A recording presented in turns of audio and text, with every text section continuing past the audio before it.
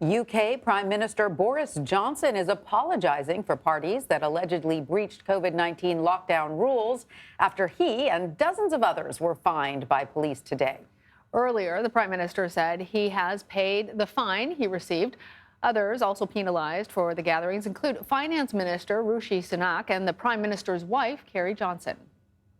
Prime Minister Johnson also said on Tuesday that it, quote, did not occur to him that a gathering he attended on government premises in 2020 broke the lockdown rules, but respects that the police have determined otherwise. He also did not express any intention to resign, despite some lawmakers calling on him to step down.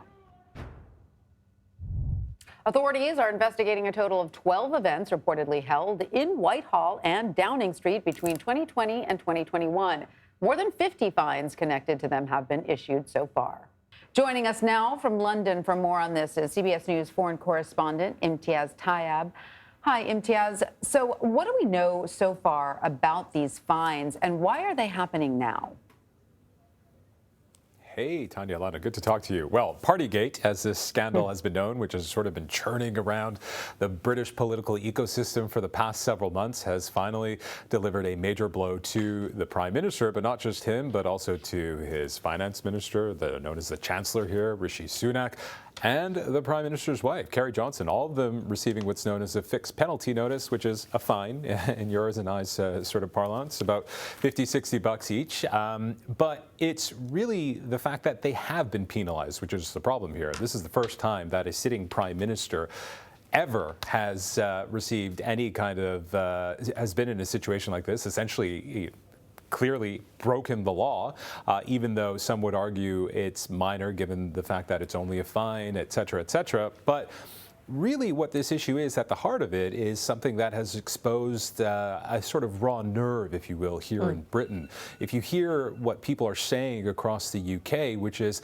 the government set out all these rules during the coronavirus pandemic at the peak of it when so many people were in hospital, so many people were sick, and we followed the rules. All of us stayed home. Millions of us stayed home.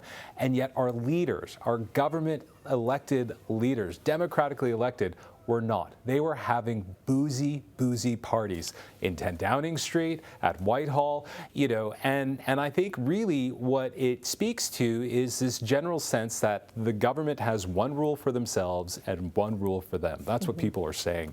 And the reason this is happening now is, as we've been saying, this has been a scandal that's been churning for some time. And what the government has been saying, and it has been a major scandal for them, is let's wait for various investigations to conclude. One of them being a police investigation. Well, we've now heard that the police have issued not one, not two, but 50 fines.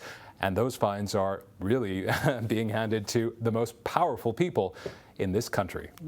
So, Imtiaz, help us understand, because we've heard that same sentiment from others there in London, that really it's about frustration with the hypocrisy that they see in their government leaders. Are these fines actually a blow to the Prime Minister, to the Finance Minister, or is it really just this political pressure and that this is further indication of this? And as you're talking about these police investigations, are these investigations finished now? Are there further investigations? Yeah, it's interesting. I mean, these are relatively small fines, right? If you and I were in the UK and we were caught breaking the rules during lockdown, we would have received a fine.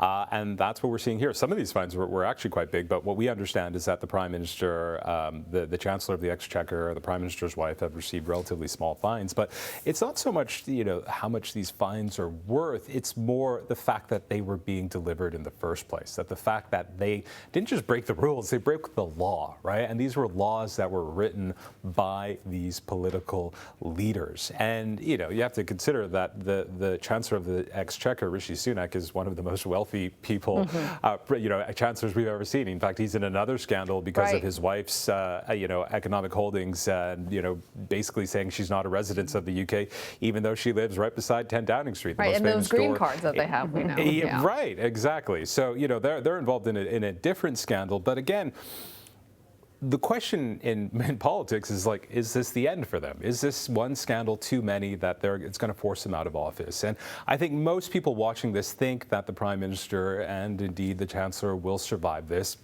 Because we have to remember, here in Britain, it's a parliamentary system, and Boris Johnson, when he was elected a couple of years ago, has a huge majority in Parliament. It would mean a ton of British lawmakers in his own party would have to turn against him in a vote of no confidence, which would show him the door. That's not likely to happen.